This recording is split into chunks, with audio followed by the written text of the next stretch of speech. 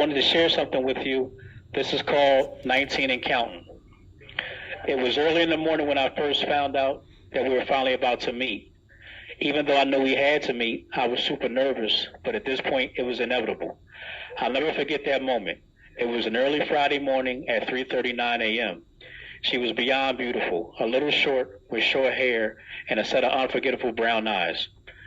We couldn't embrace, so I stuck my hand out, but she didn't shake it. Instead, she firmly grabbed hold of my index finger.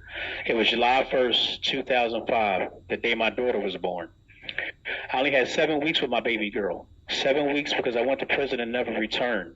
In those weeks, my most memorable moments were how she would suck on my bottom lip when I kissed her, how she looked on her cousin's wedding day, which was my last day of freedom, and her peeing on the couch because I wasn't fast enough with her diaper.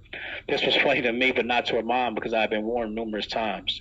As a parent, there's supposed to be better memorable moments than that. I missed her first word, which had to be mom, mama, or mommy because of my absence.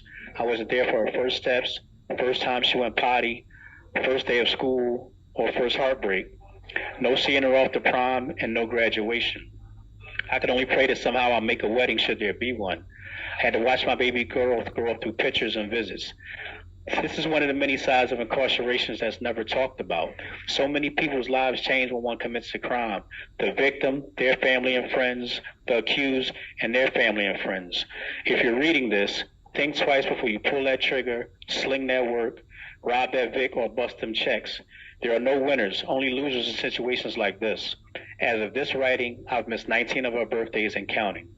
Now, I wrote this to show that acts of violence can cause a tremendous amount of pain to a family. Even though I argue that I'm wrongly convicted, I witnessed pain nonetheless in the courtroom and seeing the family on TV because of the publicity surrounding my case. Because of this experience, I've seen the devastation.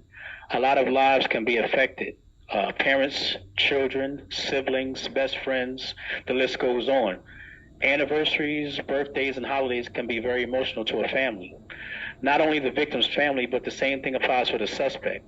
Your parents have lost a child in a sense. You won't be there to help raise your little man or your princess. Now, who's going to go past and make sure your mom gets her groceries or for anything else, like check her insulin for that matter, or make sure she takes her insulin? It's really not worth it. And if you're out there, you're doing criminal activity, you can get caught up and get killed, which would cause pain to your family. Another thing, who wants to be in prison for decades or possibly for the rest of their lives?